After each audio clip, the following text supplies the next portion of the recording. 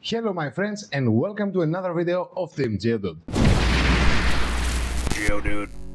Are you stuck losing games wondering what the pros do that you are not? You are doing it wrong. Today we're diving in 5 things the pros do in Pokemon TCG to dominate their opponents. These tips will level up your game in only 5 minutes, so grab your decks and let's go!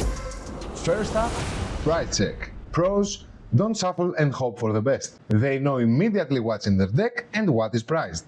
So, when you have access in your deck at the start of a game, don't just give a glimpse to it and move on. Go look for the key cards, your main attacker, your energy accelerators, or supporter with heavy impact in the game. Let's say you price check and one or both your boss's orders are priced. That's a situation for sure that you need to switch up your strategy and be prepared for what's to come. So instead of searching for cards that aren't in your deck or getting the knowledge a critical moment that you can't switch your strategy, do it from the beginning. And that will help you build a solid strategy to work with in the game. So try this. Mentally group your cards with must-have or good-to-have. Take your energies, keep them all in the front, alongside with your Pokemon. That's how you will see how many of them you are missing in your deck. Practice this and you'll save precious time in each game. Next up is sequencing, and that's the most critical skill in Pokemon TCG.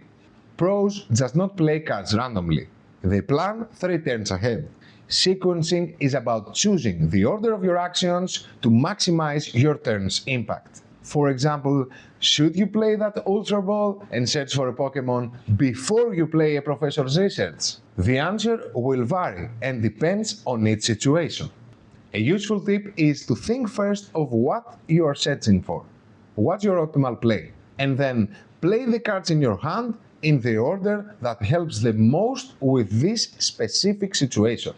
And here is the tip that applies to almost every situation. Almost every. Always draw first. If you have the ability to draw, do that and then consider taking any actions. For example, if you got an Ultra Ball and a small hand of cards and you need to discard some in order to search the Pokemon you need to find, try to draw first. Doing this, you will have more options to discard and your life will be easier. There are of course other situations that you need to play your Ultra Ball first or your other balls in hand and draw after, and that's because you want to minimize the chances of drawing a Pokemon. Pros ask themselves, which doors will I open or close by doing this play? Number 3 is risk management, and in every card game you will have to face a risk.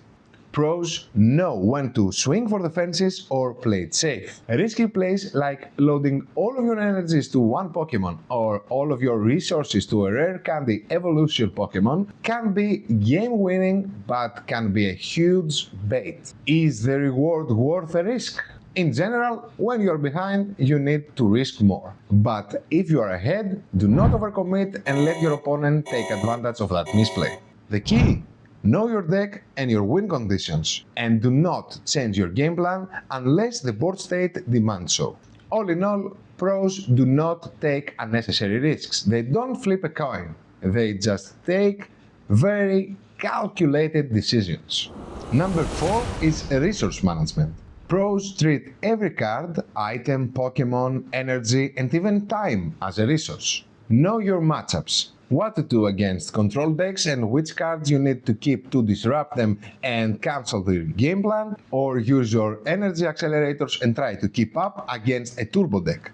Don't use cards without thinking if you will need them for the end of the game. Can I get rid of my Turo now? Or the enemy will lock me later in the game. In a best of 3 match, your opponent is not your only enemy. You got time, and time is chasing you. So stop fighting for a lost cause. Give yourself time to win the other games.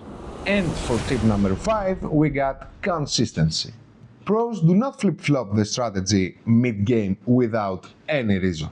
I am sure that you will think of a great other plays to do, but those are a little far from your strategy. Try not to do that. Always plan for the worst case scenario and try to stick in your deck's game plan.